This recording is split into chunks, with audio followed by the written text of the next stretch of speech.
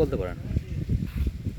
আমি এই মুহূর্তে দাঁড়িয়ে আছি আমার পিছনে শিলিগুড়ি ব্রিজ, জলপাইগুড়ি নাকি শিলিগুড়ি। শিলিগুড়ি জলপাইগুড়ি ব্রিজ। আমি যেটা বলতে চাচ্ছি সেটা হচ্ছে আমাদের পঞ্চগড়কে ডেভেলপমেন্টের জন্য অথবা বলতে পারি আমূল পরিবর্তনের জন্য পজিটিভ অর্থে আমরা একটি আঞ্চলিক হাব গঠন করার জন্য বিভিন্ন সময় বলে আসতেছি পর্যটন হিসেবে করে তোলার জন্য। তো আমি যেটা বলতেছি, আমরা বলার চেষ্টা করতেছি সেটা হচ্ছে আমাদের পঞ্চগড়ে একটি সার্ক বিশ্ববিদ্যালয় তৈরি হবে। যেহেতু পঞ্চগড় এমন একটি জায়গায় অবস্থিত, সেখান থেকে আমাদের যে এই ভারত, চীন, নেপাল, ভুটান এই সবগুলো দেশ মিলে সবগুলোর থেকে এখানে মোটামুটি সবগুলোই কাছাকাছি, পাকিস্তান সহ। তো আমরা চাচ্ছি যে এখানে যদি একটা সার্ক বিশ্ববিদ্যালয় গঠিত হয় তাহলে এখানে সাবজেক্টগুলো এইভাবে হবে যে আন্তর্জাতিক সম্পর্ক কিংবা এখানে ইঞ্জিনিয়ারিং, যে বিভিন্ন ধরনের আধুনিক যে শিক্ষাগুলো সেগুলো যেন মানে একটা সম্মিলিত প্রয়াস থাকে।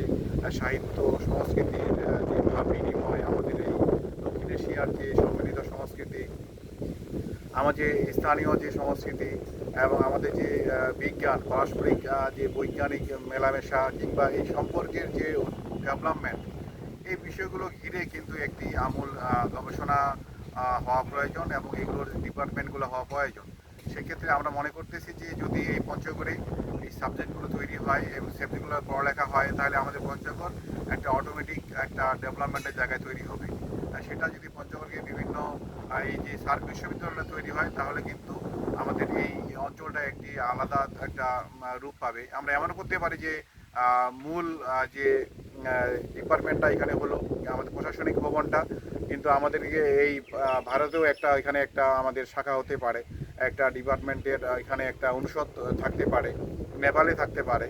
তাহলে আমাদের এই অঞ্চলটা কিন্তু একটি ব্যাপক সৌন্দর্য বলয় তৈরি হবে এবং আমাদের যে পারস্পরিক সম্পর্ক এটা ডেভেলপমেন্ট হবে এবং আমাদের যে একটা কখনো কখনো যে আমাদের অবিশ্বাসের সম্পর্ক তৈরি হয় সেটা দূর হবে। এবং আমরা চাই 36 জুলাই পরবর্তীতে আমাদের যে জনগণের সাথে জনগণের যে সম্পর্ক সেটা তৈরি হোক।